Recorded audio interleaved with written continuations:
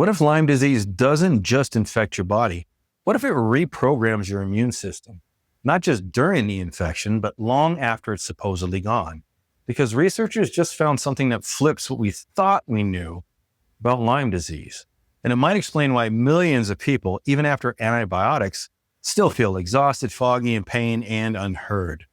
So it might not be all in their heads. It very well might be in their immune memory.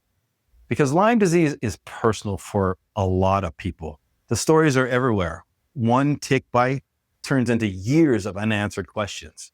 How a person goes from healthy and active to tired, anxious, and in pain, and getting told by doctors that your labs look fine. Celebrities like Justin Bieber, Ben Stiller have been very vocal about their struggles with Lyme disease, helping bring attention to how this condition affects hundreds, thousands of people from all walks of life. As Stiller put it, Lyme doesn't ever leave your system. Every year, approximately 476,000 people in the U.S. are diagnosed and treated for Lyme disease. And there's many more that are likely uncounted. Most cases start the same way, a tick bite you never noticed, usually from a black-legged tick or a deer tick common in the Northeast, the Midwest, and the Pacific Northwest. It can happen while walking through tall grass, hiking, or even gardening in your backyard. The tick carries Borrelia burgdorferi, a spiral-shaped bacteria that spreads through your bloodstream. And if it's caught early enough, antibiotics usually kick it out. But there's one thing. For up to 1 in 3 people, that's not the end of the story. Even after treatment, the symptoms don't just go away. And for years, the medical community has debated what's really going on until now. Some research studies have uncovered something that may finally explain why post-treatment symptoms linger on. And it's not about leftover bacteria. It's about an immune system that's been rewired. Let's start with what most people know. You get infected, you feel sick, and ideally, you get treated with antibiotics. That's the typical path. But for many people, the story doesn't end there. Even after the bacteria are gone, the symptoms keep coming. Fatigue, joint pain, brain fog. It's what doctors sometimes call post-treatment Lyme disease syndrome, or PTLDS. And for years, the question has been, why? One answer has always been that the immune system may still be on high alert, even without an active infection. But now we've got a better idea of what might actually be going wrong. The most recent research from institutions like Northwest University and others have discovered that Lyme bacteria doesn't just trigger your immune system, they reshape it. Specifically, studies have found that Borrelia can alter what's called innate immune memory. That's the part of your immune system that responds immediately to threats, but isn't very specific about what those threats are. What this research shows is that Borrelia changes the way that innate immune cells remember how to respond to threats. In some cases, it makes them hypersensitive, overreacting to harmless signals. In others, it shuts them down, making them sluggish, like they've been trained to ignore any danger. This phenomena is called trained immunity, where immune cells develop a kind of memory that persists even after the original trigger is gone.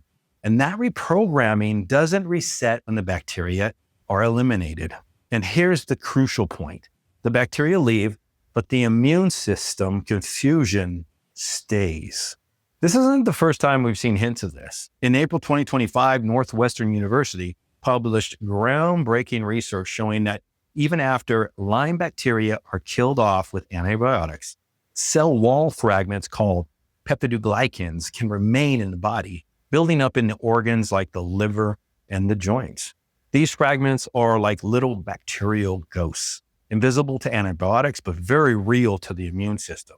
They're inflammatory, they stick around, and they can keep triggering immune reactions long after treatment.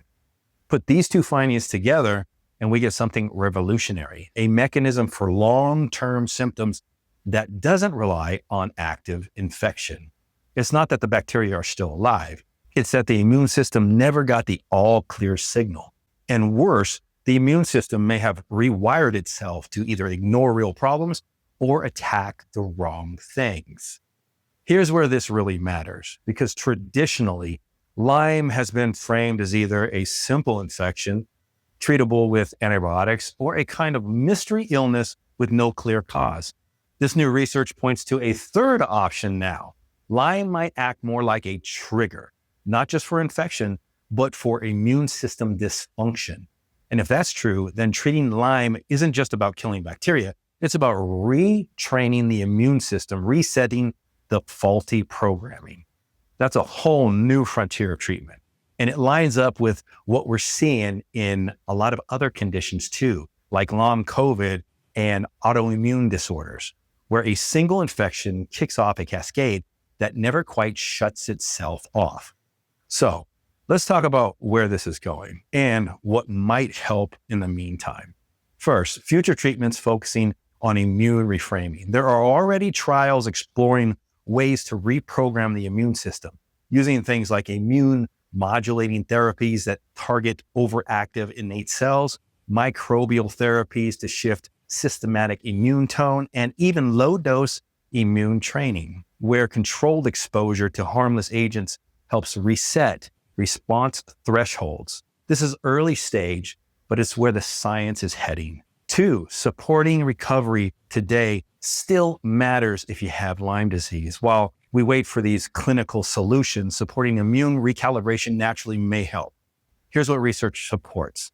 We have anti-inflammatory nutrition like omega-3s, polyphenols, and fiber-rich foods that support immune regulation. There is restorative sleep also, which is crucial for resetting immune rhythm and reducing neural inflammation.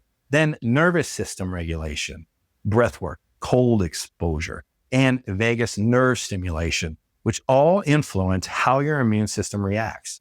Then addressing lingering inflammation is very important. We can try compounds like curcumin and quercetin, which are being studied for their anti-inflammatory effects in chronic conditions, while emerging research looks at molecules like TUDCA for cellular protection.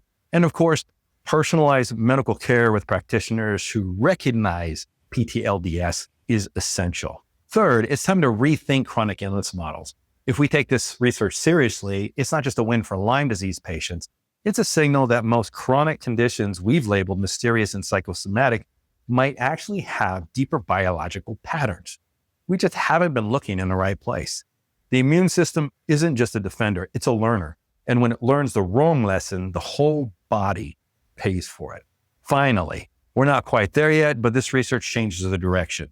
It tells us the real damage might not come from what Borrelia does while it's here, but from what it leaves behind in the way your immune system now thinks, reacts, and remembers.